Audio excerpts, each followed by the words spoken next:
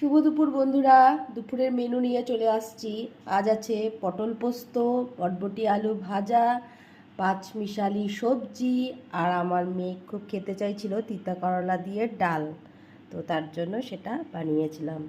তো ছোটোখাটো একটু মেনু করেছি, বেশি কিছু রান্না করতে পারিনি কারণ আজও আমার শরীরটা তেমন ভালো লাগছে না।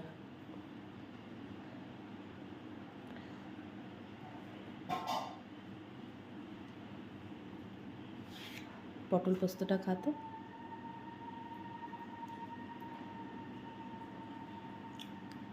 খা একটু। এটা তো তুই কবের থেকে যাচ্ছিলি না? এত ভালো লাগে তিতা ডাল? অত ভালো লাগে না, একদিনকার খাইলাম তো হুম, সেই। দেখলি